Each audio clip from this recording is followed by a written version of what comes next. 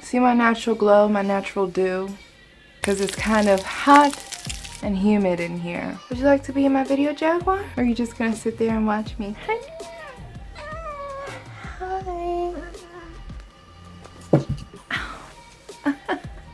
Oh, you are so beautiful to me. Can't you see? We just celebrated Jaguar's 18th birthday. You are officially 88. I can take you to IHOP, Perkins, and you can get a free stack of kitty pancakes.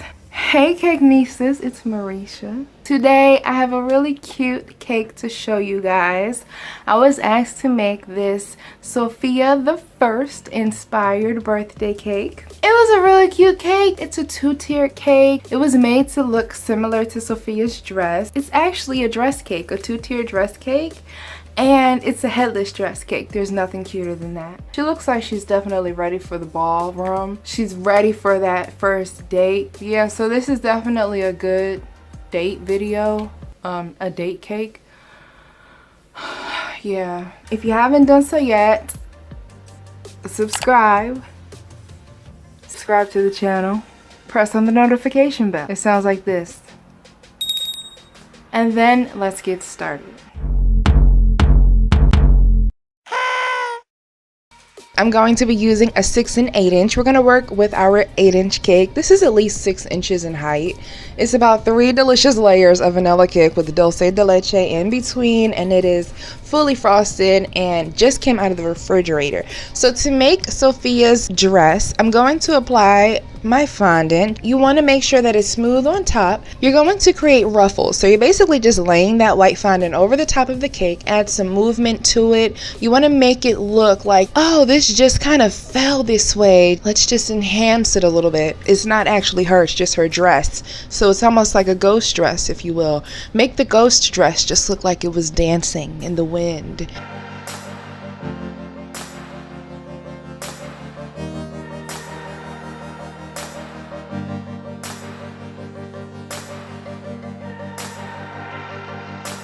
And you want to smooth out all of those air pockets from the top.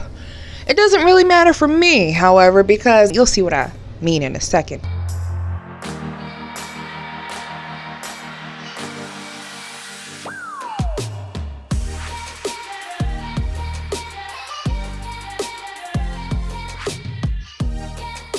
I just hate slicing into cake, getting 2 thick layers of fondant. Not to mention, I could definitely use that fondant. Making fondant from scratch is a labor of love. I'm gonna take that fondant from off the top and use it in my lavender. And this is also going to drape over that white. This was actually pretty difficult of a technique to figure out. She has these really perfect ruffles in the lavender part of her skirt. I took the 10-inch board, which is what the cake is on, pushed it down into the lavender, and then kind of like a pizza, I indented 8 slices into that round. And from there, I'm going to use a cup and just indent on the outside just to make those pleats. Then I can cut it out.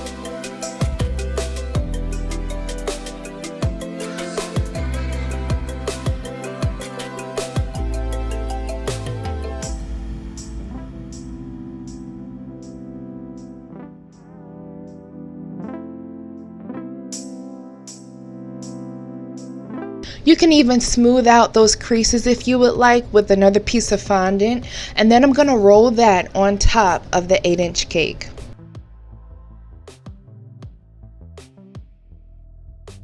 Push out all of those pleats so that they really stand out, and push those creases inward. You can see I'm doing that with my pointer finger and my thumb, and just really make it stand out and let it sit beautifully on top of those ruffles. That was probably the most difficult part of this cake, and it was actually pretty easy. Everything else from there is just fondant mold work.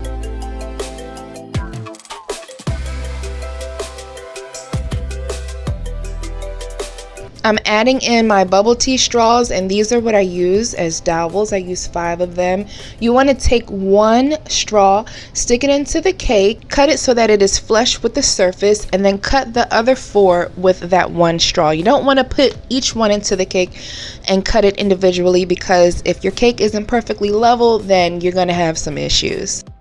Once we do that, I'm going to put a little bit of buttercream on there, and then we can apply the top tier. This is my 6-inch cake, and this cake is probably a little bit taller than 6 inches. I'm going to smooth my fondant completely flush against the cake. And I always put my 6-inch cakes on this little shortening container because it's a little bit smaller. It's probably like 5 inches, and it really allows me to get all around the cake and trim off all the fondant flush with the board.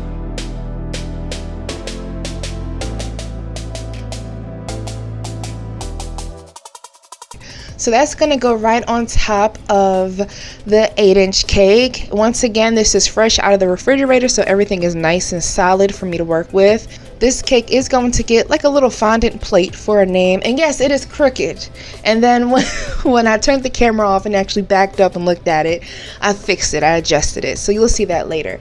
Now she has lots of strands of pearls, both lavender and white pearls, all on the dress. So I'm just using this Wilton mold to create these lavender pearls. I'm just rolling that fondant in cornstarch, putting it right into that mold, trimming it away with a knife, and then I can use that as the top border.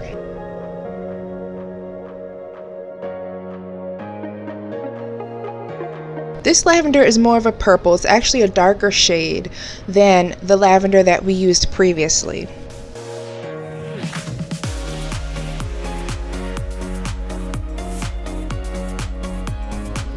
That is the hard part of using black gloves. You just never know what dye you actually have on your fingers, but luckily most dyes can be wiped away with a wet cloth and it's all good.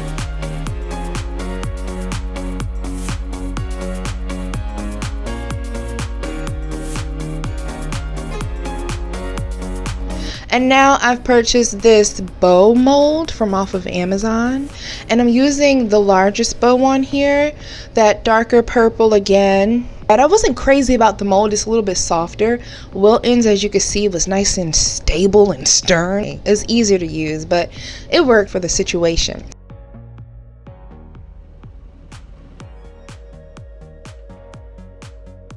Those are going to go right in the middle of all of the pleats. Now I did go back and I had to adjust this because now this cake has to get a strand of white pearls all across, and it wouldn't have made sense for me to put them under the bow. So I just draped it on all of the lavender pleats and then used those bows to kind of connect the two.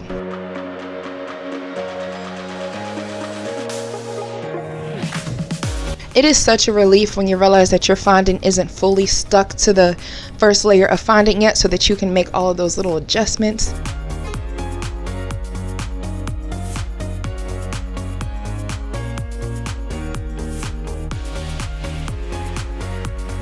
I went ahead and I added 2 strands of fondant pearls to the top cake as well, on the left and the right side. I used another Wilton fondant mold to cut out a purple flower that's going to sit right on top of those pearls. Also, the last little thing that I did, I rolled out these little teardrop shapes to add to the bottom of the pleats as a little accent. And that basically finished the cake. I did make a fondant crown. Just look for templates online if you don't want to freehand it. And that's how I made the Sofia the First inspired birthday cake. Couture and Sofia the First. Bye guys.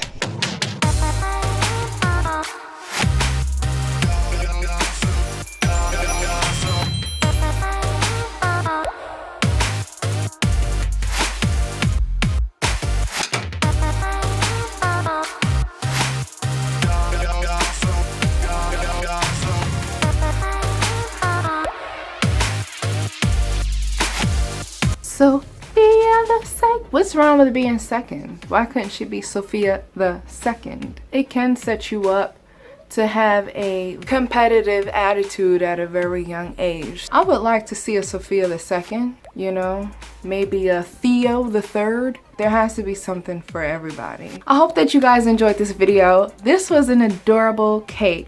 I have a Cakenista creation. I get so excited when y'all send me your cakes. You're really sending me your cakes now.